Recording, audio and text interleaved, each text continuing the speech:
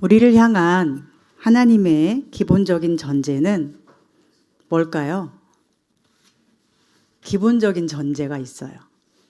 그것은 내가 너를 사랑한다. 내가 너를 받아주기 원한다. 입니다.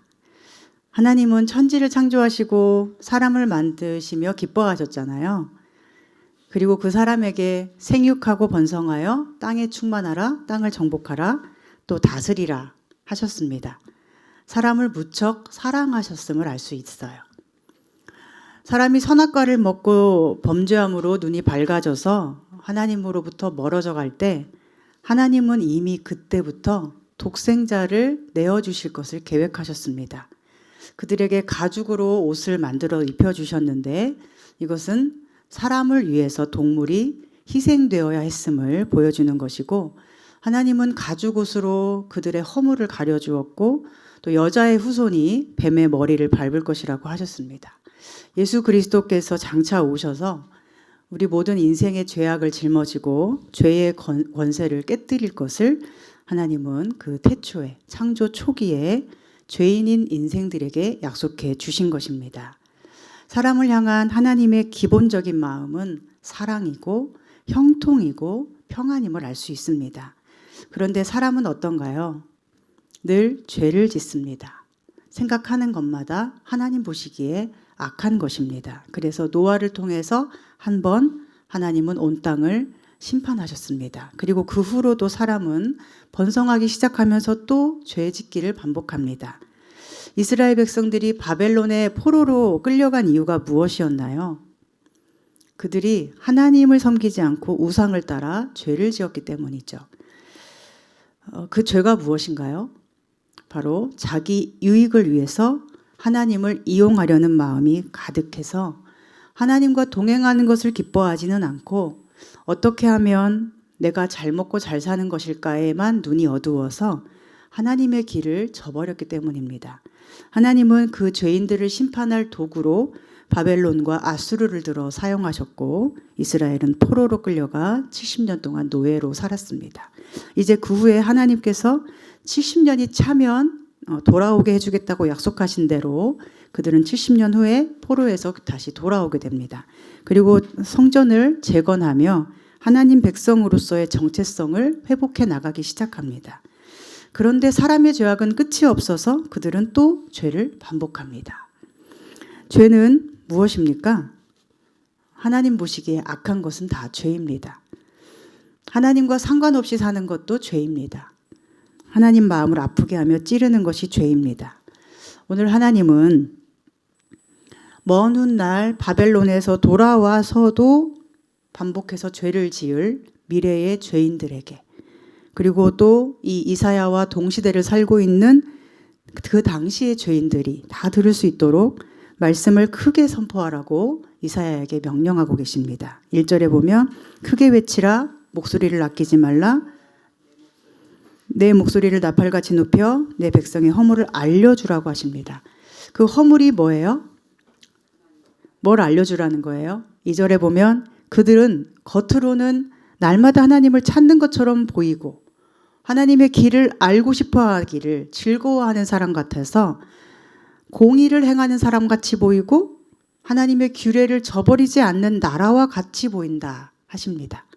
그리고 의로운 판단을 하나님께 구해요. 즉 하나님, 이것이 의로운 일입니까? 라고 늘 질문한다는 거예요. 그리고 하나님과 가까이 하기를 즐거워하는 사람처럼 보여요. 그런데 실제로 그랬을까요? 그들의 죄는 무엇일까요? 겉모습으로는 날마다 하나님을 찾고 하나님을 알고 싶어 하는 것처럼 보이는데 실상은, 즉 하나님께서 보시기에는 외식과 위선으로 가득 차 있다는 거예요. 사람은 속일 수 있어도 하나님은 속이지 못합니다. 하나님은 우리의 겉모습만이 아니라 속마음을 다 꿰뚫어 보시기 때문에 사실은 가장 두렵고 무서운 이름입니다. 여러분 그렇지 않으세요? 만약에 제가 여러분을 만나는데 여러분이 그날 뭘 하고 왔는지, 지금 마음에 어떤 생각을 하고 있는지를 제가 다 보고 있다면, 다 알고 있다면 여러분이 저 만날 때 마음이 편안하시겠어요? 불편하시겠어요?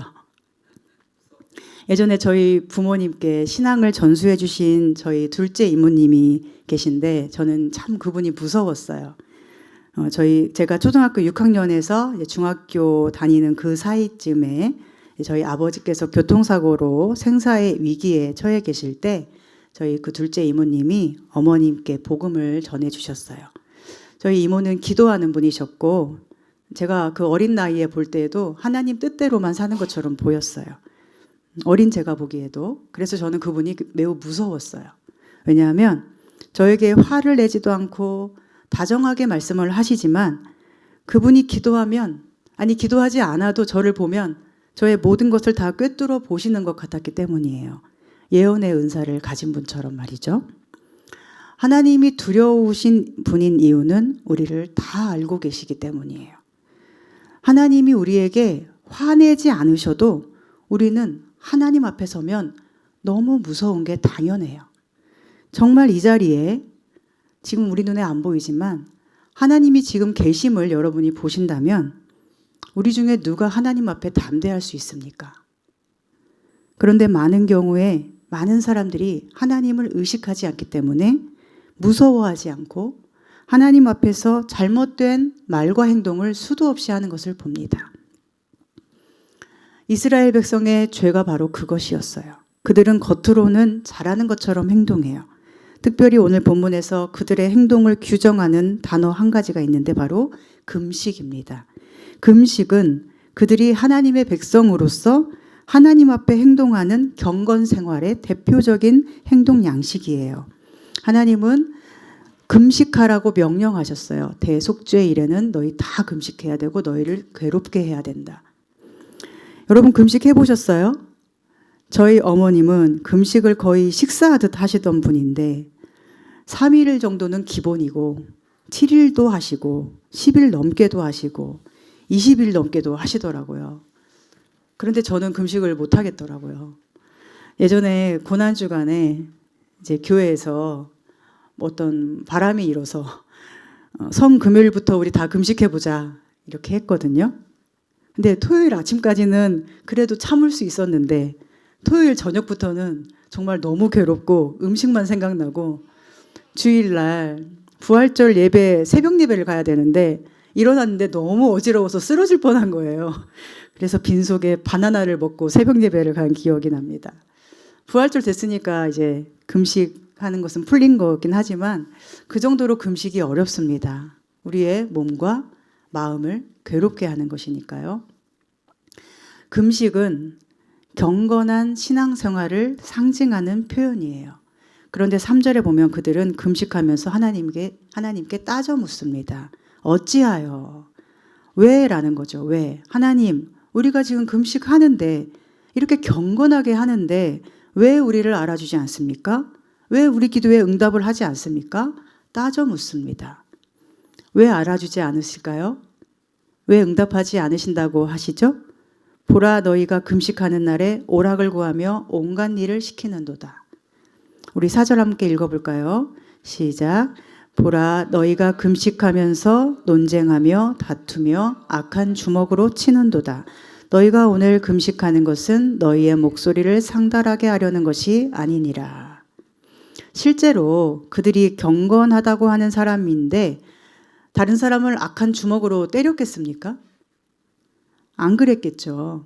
아마도 겉으로는 전혀 그러지 않았을 거예요.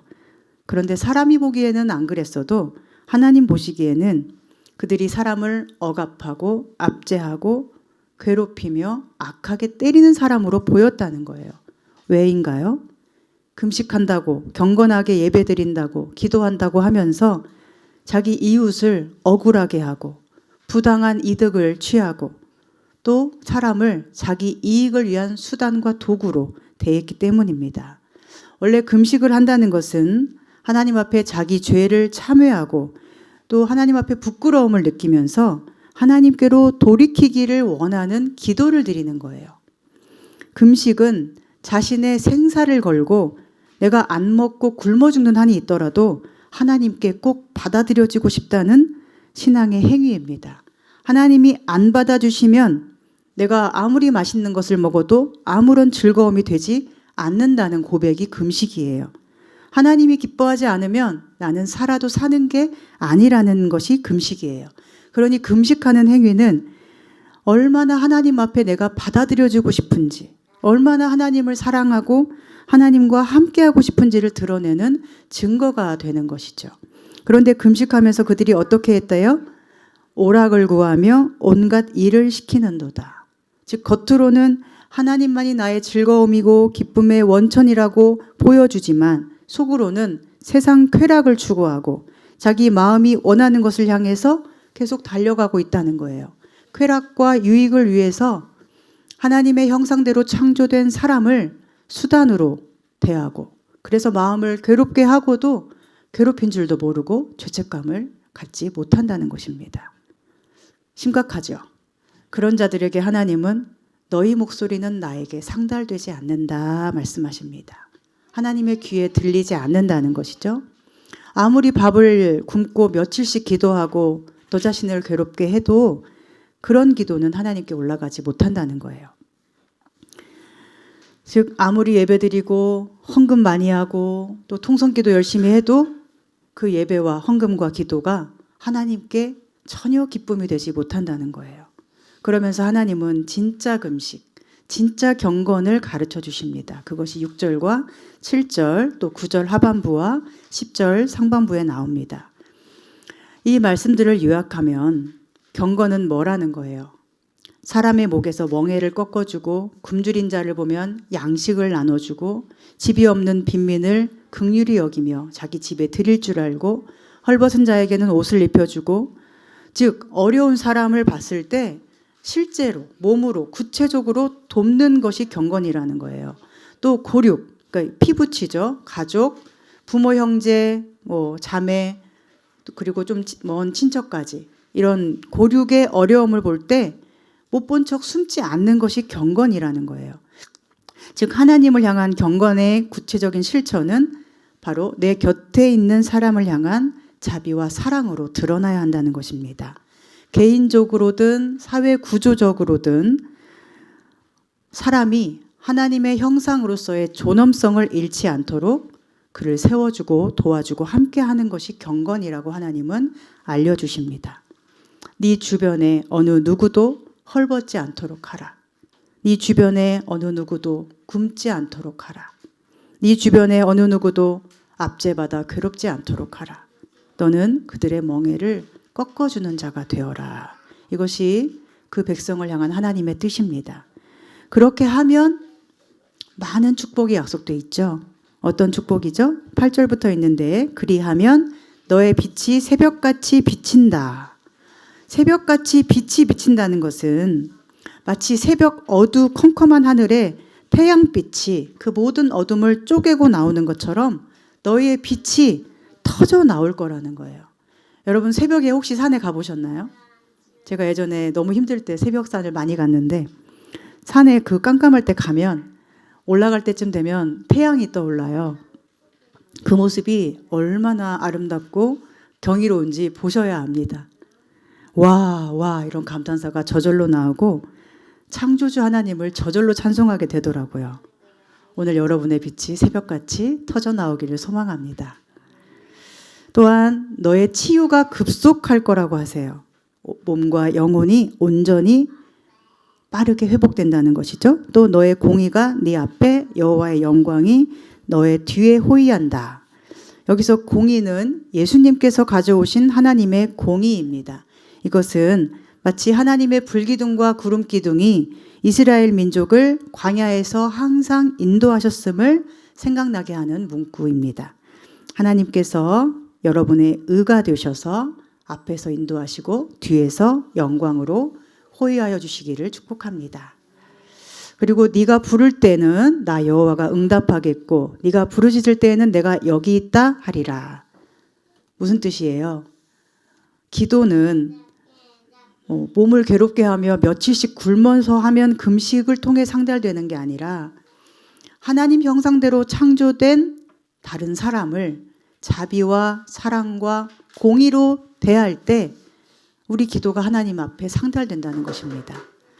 하나님이 내가 경건해 보이는 어떤 행동을 해야만 들으시는 분이 아니라 하나님의 자비와 사랑을 닮아 사는 내 모든 삶을 다 알고 계시고 지금도 다 보고 계시고 그래서 그 사람의 마음의 소원을 하나님이 다 들어주신다는 거예요.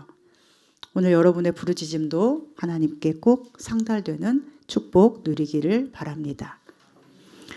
그리고 너희 중에서 멍에와 손가락질과 허망한 말을 제하여 버리고 말을 고치라는 거죠.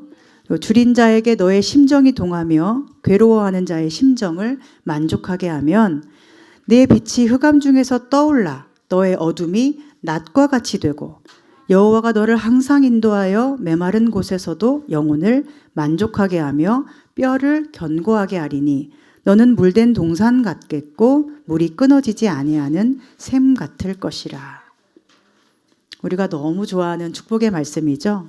물된 동산, 물이 끊어지지 않는 샘, 영혼이 만족하고 뼈가 견고해지는 축복, 빛이 떠올라서 모든 어둠이 낮처럼 밝아지는 것, 우리 삶에 재난이나 우환이 없이 언제나 하나님 안에서 견고하고 영광스럽게 사는 것, 이러한 모든 축복이 저와 여러분의 것이 되기를 소망합니다. 그런데 하나님께서 기뻐하는 경건의 삶에는 꼭 필요한 게 있어요.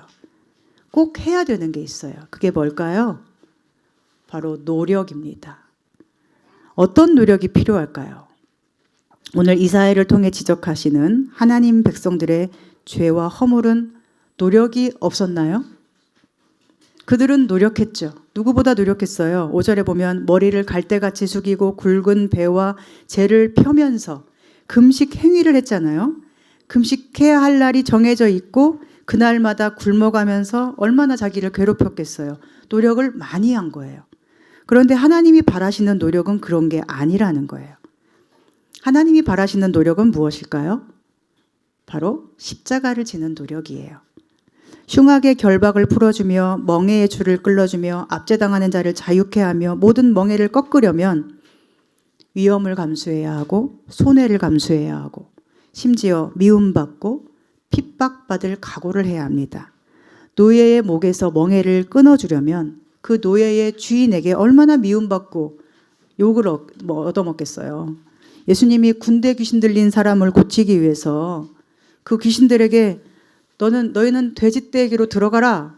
그러자 돼지들이 우르르 몰려가서 물에 떨어져서 다 죽었잖아요. 그러니까 돼지의 주인들은 예수님을 얼마나 미워하겠어요. 우리 다 망하게 하는 인간이라고 싫어하면서 죽이려고 했을 거예요. 이것이 십자가를 지는 삶이죠. 줄인 자에게 양식을 나눠주고 유리하는 빈민을 집에들이고 헐벗은 자를 입히고 고륙을 피하여 숨지 않으려면 내 것을 포기하는 손해를 감수해야 합니다. 나 혼자 먹어도 아까운 양식인데 나눠주느라 모자랄 것이고 유리하는 빈민을 집에 들이면 좁은 공간이 될 것이고 내 옷을 다른 사람에게 입히는 것도 쉽지 않고 그 무엇이든 내 것을 나눠야 되기 때문에 왠지 피해를 보는 느낌이 들 거예요. 그런데 이게 십자가를 지는 것이죠. 그런데 지금 한국교회의 성도들은 대부분 두 가지 부류로 구분되는 것 같습니다. 어떤 부류는 엄청나게 노력하여 그것으로 하나님을 기쁘게 할 수 있다고 생각해요. 이것을 내가 하면 하나님이 내 기도를 들어줘야 돼. 이렇게 생각을 하고요. 그 생각은 다른 사람에게로 고스란히 이어져서 저 사람이 믿음이 있다면 이렇게 바뀌어야만 해. 라고 생각을 하고 그 생각은 정죄로 이어집니다. 바리새인들과 같은 거예요. 그들은 율법을 다 쪼개놓고 그 율법만 지키면 된다 했습니다. 율법만 지키면 하나님은 무조건 우리를 다 받아주신다고 생각했어요. 여기서 헤아리지 못한 게 뭐죠? 하나님의 마음. 하나님이 어떻게 생각하시는가를 헤아리지 못해요. 이것이 큰 오산이었음을 예수님은 강하게 지적하셨죠. 또한 반대 부류의 사람이 있어요. 그들은 어떠냐면 아무런 노력을 하지 않으려고 해요. 노력을 안 해도 된다고 생각을 해요. 오늘 말씀처럼 하나님이 금식을 기뻐하지 않는다고 하시니까 아무것도 안 해도 상관없다고 은연중에 생각하는 거예요. 그런데 하나님이 금식을 기뻐하지 않는다고 하셨습니까? 아니죠. 너희가 내가 기뻐하는 금식은 생각하지 않고 너희가 좋을 일만 한다는 책망을 하신 거예요. 6절에 내가 기뻐하는 금식은 이라고 분명히 말씀하시죠. 즉 우리는 하나님이 무엇을 기뻐하시는가? 그 기뻐하시는 경건이 무엇인가에 관심을 가져야 하는데 이 두 번째 부류의 사람들은 경건해지려는 노력조차도 필요 없다고 생각해 버려요. 예수님이 다 이루셨으니까 자기의 공로나 자기 의로움은 필요 없다고 했으니까 나는 아무 노력을 하지 않아도 괜찮을 거야. 이렇게 생각을 한다는 거예요. 한 엄마가 직장에서 저녁까지 열심히 일하다가 집에 왔는데 애들이 집을 다 어지럽혔어요. 그래서 엄마가 너무 짜증이 난 거예요. 그래서 엄마가 이놈의 자식들 집 청소 좀 하고 있어야지. 이게 뭐야 더럽게 했어요. 그러면 이제 자식들이 어떻게 해야 되죠? 그중에 한 자식은 나 청소 다 했으니까 하고는 엄마가 왔는데도 쳐다보지도 않고 집 방에만 있어요. 자기 할 일만 하면 다 된 거예요. 바로 이게 바리새인의 모습이죠. 또 한 자식은 어차피 내가 청소해도 엄마를 별로 기쁘게 하지도 못할 텐데 더럽게 그냥 놔둬요. 돼지우리처럼 그냥 놔둬요. 이것이 바로 회개하지 않는, 노력하지 않는 죄인과 세리들의 모습이죠. 하나님은 어떤 걸 원하실까요? 엄마가 보기에는 두 자식 모두 기쁘지 않겠죠. 자식이 청소는 했는데 난 청소 다 했으니까 다 된 줄 알고 엄마를 무시하면 그게 기쁠 엄마가 어디 있습니까? 또 자식이 청소 좀 해놓으라고 했는데도 엄마 말 무시하고 더럽게 놔둬도 그게 기쁠 엄마가 어디 있겠어요?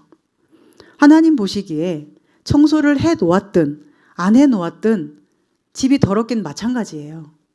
다 죄인이긴 마찬가지예요. 하나님 앞에 뭐 좀 해놓고는 나 다 했으니까 됐죠? 하고 완전한 줄 착각하여 교만한 것도 죄고 하나님 앞에 아무것도 안 해도 되는 줄 알고 노력하지 않는 것도 죄입니다. 그러나 우리는 노력해야 합니다. 예수님께서 바리새인들의 그 모든 노력을 지적하고 비판하셨지만 그러나 뭐라고 하셨죠? 너희의 의로움이 바리새인의 의로움보다 더 우월하지 않으면 천국에 갈 수 없다. 너희는 더 잘해야 된다. 하셨습니다.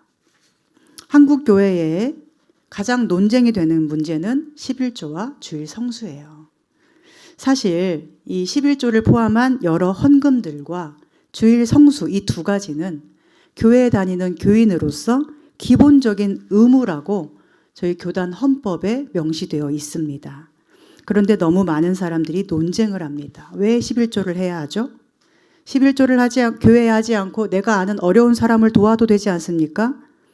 또 왜 주일 성수를 해야 합니까? 코로나 때 교회 안 가도 문제 없던데 왜 이제는 나가라고 합니까? 이런 질문들을 많이 합니다.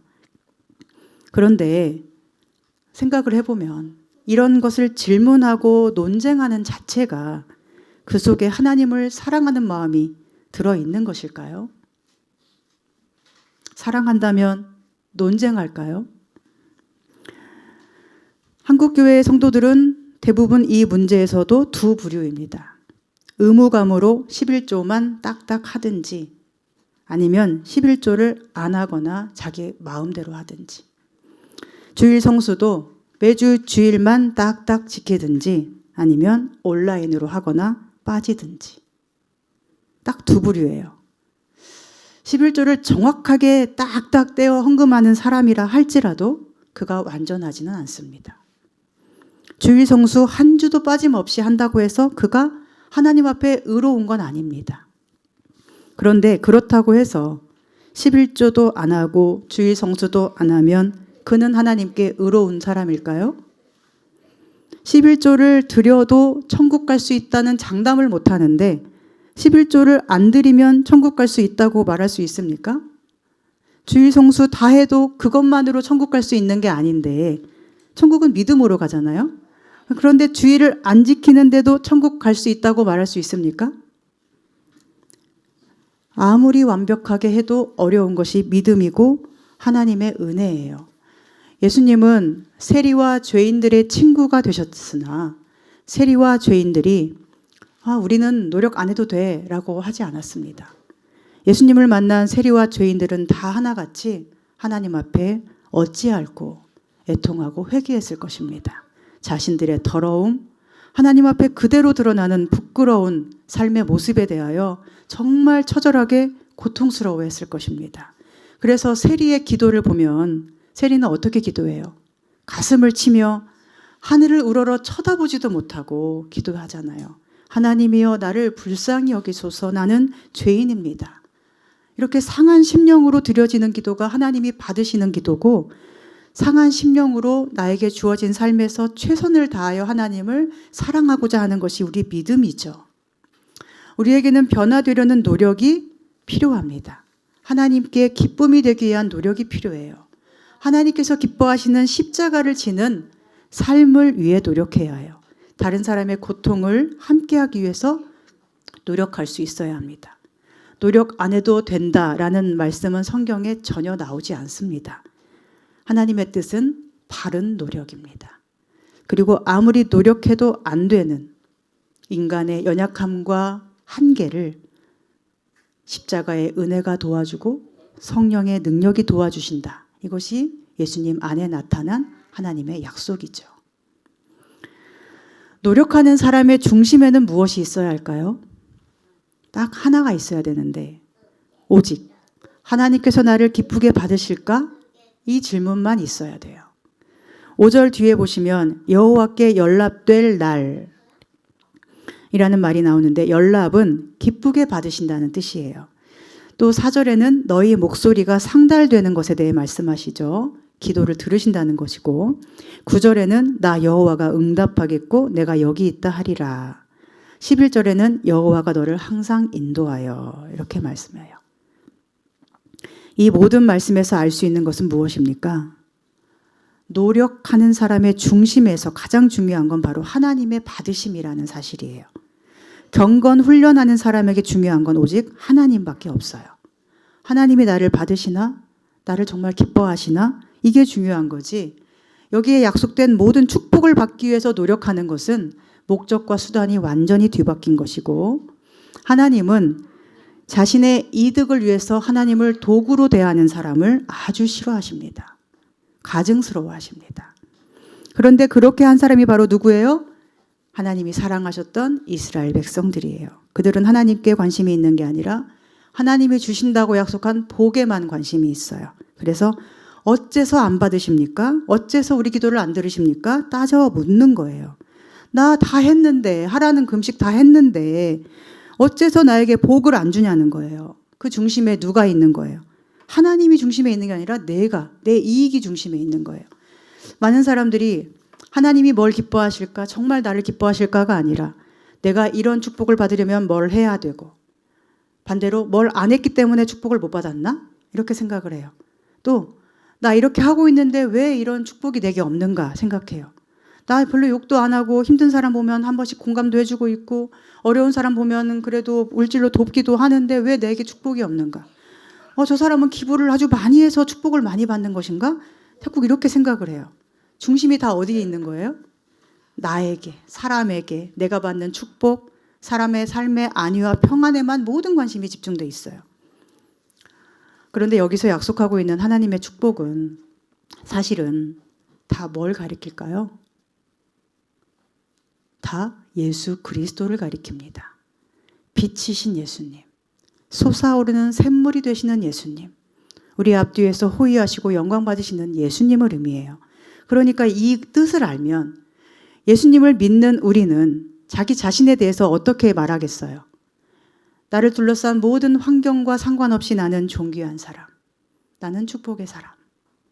나를 둘러싼 상황이 너무 힘들고 때로는 세상에서 부끄러움을 당할지라도 예수님 안에 있기 때문에 나는 물된 동산.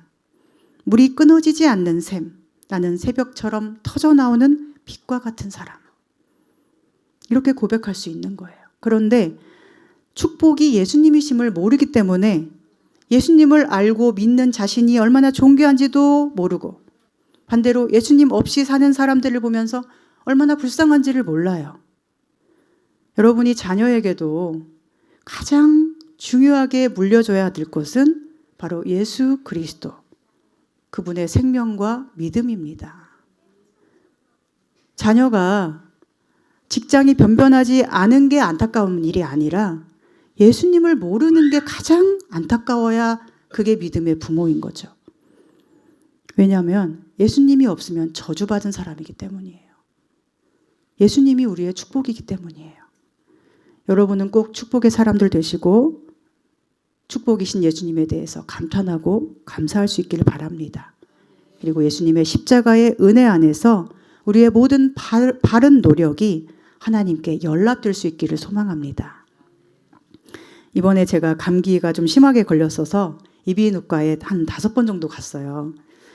지난주에 마지막 5번째 갔을 때는 사람이 그 병원에 얼마나 많은지 와, 거기서 좋아지던 감기가 더 심해지겠다 이런 생각이 들 정도였어요. 그런데 갈 때마다 제가 코에 염증이나 가래가 많아서 의사 선생님이 가래를 빼줬어요. 정말 코가 뜯어져 나갈 정도로 아프게 막 눈물이 찔끔 날 정도로 빼더라고요. 그리고 코에 뭔가 약을 넣어주는데 깜빡 잊어버리고 코를 풀었다가는 약이 나와서 코에 새까맣게 점들이 막 생깁니다. 지난주에 마지막으로 갔을 때 제 앞에 한 사람이 진료 중이고 제가 바로 그 다음이라서 바로 진료실 앞에서 대기하고 있었는데 그 사람이 굉장히 심했나 봐요. 가래를 빼주는 소리가 너무 가까이 들리는 거예요. 제 거 뺄 때는 더러운지 모르고 그냥 아프기만 했는데 다른 사람 빼는 소리를 들으니까 굉장히 더러운 거예요. 그러면서 생각했어요. 아, 이비인후과 선생님들은 아무리 돈을 많이 벌어도 하루 종일 남의 가래만 보고 빼주느라 힘들겠다. 옆에서 이 소리만 들어도 참 힘든데 직접 그걸 보면서 종일 그리고 매일 빼는 건 얼마나 어려울까 생각했습니다. 우리는 남에게서도 좋은 것만을 보고 싶어 하잖아요. 남이 어려워하는 모습, 힘들어하는 모습, 즉 가래 낀 모습 보고 싶지 않죠. 가래 소리만 들어도 더럽고 힘들죠.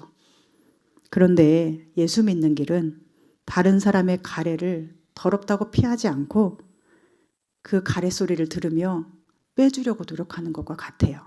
더러움을 알고도 그걸 제거하기 위해서 함께 곁에 있어주는 거예요. 이혼하는 부부를 보면 서로의 흠과 허물을 참지 못합니다. 살아가면서 습관적으로 배어있는 나쁜 것들을 참을 수가 없어요. 자기가 원하는 대로 바뀌지 않으면 함께 살기 어렵다고 손절하려는 부부가 참 많아요. 만약 서로가 노력하지 않는다면 부부가 오래 살기가 어렵겠죠. 부부 중에 한 명만 노력하거나 2명 다 노력을 안 하면 그들은 곧 이혼하게 되거나 이혼을 안 해도 굉장히 불행할 것입니다. 또 절연하는 부모 자식 관계도 마찬가지죠. 노력하지 않으면 부모 자식도 지속되기 어려워요. 만약 부모만 자식에게 노력하고 자식은 하나도 노력을 안 하면 그 관계는 과연 건강하다고 할 수 있을까요? 또 자식은 노력하는데 부모는 노력 안 해도 마찬가지죠. 둘 다 노력 안 하면 말할 필요도 없고요. 교회에도 노력이 필요합니다. 인간과 인간이 만나 함께하기 때문에 더러움이 보일 수밖에 없고 그 더러움을 감당할 노력이 필요하고 능력이 필요합니다. 다른 사람에게 당신 성격 좀 고쳐, 얼굴 좀 피고 다녀, 열심히 좀 해 라고 말하는 것은 쉽겠지만 그렇다고 쉽게 고쳐지겠습니까? 그리고 결국 우리가 할 일은 십자가의 사랑으로 품는 것이죠. 똑똑한 사람 돼서 다른 사람 뜯어 고치려 할 게 아니라 사람들에게 좀 어리숙해 보이더라도 품어주는 사람이 되려고 노력해야 합니다. 제가 신대원에서 영성 공부를 할 때 교수님이 이런 말씀을 하셨어요. 진정한 영성가는, 진짜 영성이 깊은 사람은 동네 아저씨 같은 사람이다. 옆집 아저씨 같은 사람이다. 푸근한 사람.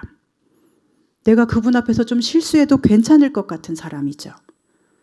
똑똑한 사람, 많이 아는 사람이 영성가가 아니고 알아도 모른 척, 품어주고 사람을 만나면 편하게 해주는 사람이 영성이 깊은 사람입니다. 아는 척 잘난 척은 누구나 할 수 있어요. 지적하는 건 쉬워요. 보이는 대로 말하면 되잖아요. 그러나 그 잘못된 모습을 보고도 품어주는 것은 어른스럽지 않으면 할 수가 없어요. 눈에 보이는 대로 귀에 들리는 대로는 다 할 수 있어요. 그러나 상대방이 이 말을 들으면 어떤 심정일까? 상대방이 이 말을 들으면 과연 좋아할까? 그 마음이 위로가 될까? 아니면 힘이 빠질까? 이걸 고민하는 것은 엄청난 노력이 필요합니다. 그게 어른스러운 거죠. 우리는 보통 부모 자식 간에 노력을 누가 해야 된다고 생각하죠? 보통 부모가 자녀에게 노력해야 한다고 생각하죠. 어린 자녀에게 배려하고 참아주고 양보하죠. 그러나 자녀가 어릴 때는 철부지라서 몰라서 그렇다 해도 나이가 들어 성인이 됐는데도 늘 부모에게 받기만을 원하고 부모님 힘든 것을 전혀 모르고 아무 노력을 안 한다면 그 아이는 성인이 될 수 있을까요? 주변을 돌아볼 줄 모르고 옆에 있는 가족의 소중함을 모르고 부모님을 존경할 줄 모르고 여전히 나만 챙겨달라고 떼쓴다면 그 아이는 건강한 자녀가 아닐 것입니다. 건강한 자녀는 자랄수록 부모의 마음을 헤아립니다. 사춘기 자녀는 부모에게 노력을 안 해요. 그래서 부모가 힘든 거예요. 그러나 건강하게 계속 자라는 자녀는 부모의 어려움을 곧 헤아리게 되고 철이 들어가며 부모의 말씀을 경청하게 되고 부모와 함께 의논하는 데까지 자라납니다. 그래서 아이가 철이 없을 때는 행복하다고 하잖아요. 그리고 철 들면서 행복하지 않다고 하잖아요.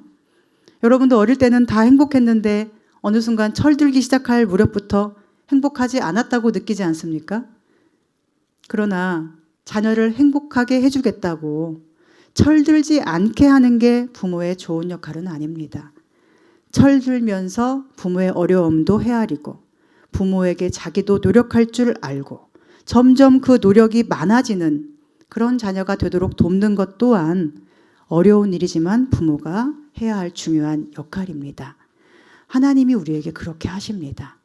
우리가 철없이 하나님께 달라고 떼쓰고 응석 부릴 때 받아주시지만 어느 순간 하나님 마음을 헤아리게 하시고 철이 들게 하시고 지적으로 영적으로 잘 자라나서 장애가 없는 건강한 성도로 우리를 변화시켜 가십니다.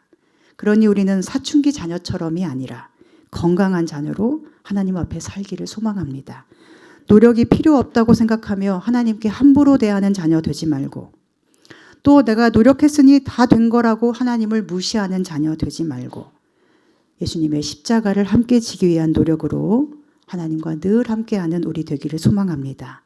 서로의 말과 행동에 노력을 더 기울임으로 누구도 상처받지 않고 모두가 평안할 수 있는 공동체를 함께 만들 수 있기를 소망합니다. 어떤 부부가 요즘 교회들의 전도에 대해서 이런 말을 했어요. 그 부부는 남편은 예수를 믿고 아내는 안 믿는가 봐요. 근데 지하철이나 이런 데서 예수천당 불신지옥 이렇게 외치는 것은 영 불편해. 이것은 둘 다 동의했어요. 여러분도 동의하시잖아요. 그래서 남편이 그 믿지 않는 아내에게 그럼 어떻게 하는 게 요즘 전도 방법으로 좋은 것 같아? 물었어요. 그러자 이 믿지 않는 아내가 말하기를 자기는 가수 BY처럼 아시죠? 래퍼 BY처럼 하는 게 딱 좋은 것 같고 또 가수 이찬혁 악동 뮤지션의 이찬혁처럼 하는 게 딱 좋다고. 왜냐하면 예술적이고 감각적이고 무엇보다 멋지다고 그렇게 말하더라고요. 여러분의 생각은 어떠신가요? 사람들은 그렇게 좋아 보이는 것에 열광합니다. 예수 믿는 사람도 세상적으로 성공할 때 전도할 수 있다고 생각하고 삽니다. 내가 성공해야 하나님이 영광 받으신다고 생각합니다. 상을 받아야만 하나님께 영광 돌린다고 말할 수 있다라고 생각을 합니다. 그런데 만약에 예수님이 지금 이 땅에 살고 계신다면 과연 BY나 이찬혁 같은 모습일까요? 그런 모습으로 성공하여 영광스러운 모습으로 스타가 되어 복음을 전하고 계실까요? 사람들이 와, 저 정도는 돼야지, 멋져 보여야지 그런 모습으로 복음을 전하고 계실까요? 오히려 남의 가래 빼느라 늘 가래 낀 사람과 함께하는 모습이 아닐까요? 그런데 왜 우리는 복음을 전하는 전도의 방법까지도 십자가를 쏙 빼놓고 영광스러운 모습만을 추구하는 것일까요? 너무 반대로 가고 있지 않습니까? 하나님은 우리를 세상의 빛과 소금으로 부르셨습니다. 너희가 빛이다. 너희가 빛을 비추면 어둠은 사라진다. 너희가 존재하고 있으면 이 세상은 썩지 않는다 하신 것입니다. 이 썩은 세상의 소금이 되고 어두운 세상의 빛으로 보냄을 받은 자가 바로 우리라고 하셨어요. 이것은 무슨 뜻이죠? 우리가 거하는 세상은 바로 어둠과 썩음의 세상이라는 거예요. 그러나 그곳에 빛으로 서서 소금으로 녹아드는 존재가 바로 우리들입니다. 오늘 말씀에 나오는 하나님이 기뻐하시는 금식의 모습이 이와 같습니다.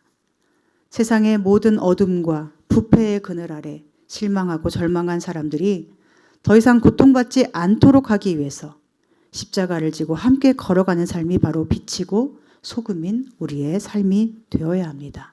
그러면 그런 우리를 하나님께서 받으시고 우리가 부르짖을 때마다 내가 여기 있다 응답해 주시며 우리의 빛이 새벽처럼 터져 나온다 약속하셨습니다. 오늘 주시는 하나님의 축복의 말씀이 저와 여러분 것 되기를 소망합니다. 무엇보다도 하나님 앞에 바르게 노력하는 믿음을 가지셔서 그 믿음으로 하나님께 연락되고 모든 기도가 상달되는 은혜가 있기를 주님의 이름으로 축원합니다. 기도하겠습니다. 하나님, 저희는 자기 의로움에 빠져 헛되게 노력하거나 노력하지 않고도 하나님의 의에 이룰 수 있다는 착각으로 늘 하나님 마음을 아프게 하고 있지 않았는지 돌아봅니다. 그러나 이제 십자가의 은혜를 힘입어서 하나님 앞에서 바르게 노력함으로 참된 구원에 이르기를 소망합니다. 저희를 연락하여 주시고 예수님을 닮아 이 어둠의 세상의 빛으로 소금으로 하나님의 영광을 드러내게 해 주시옵소서. 예수님의 이름으로 기도합니다. 아멘.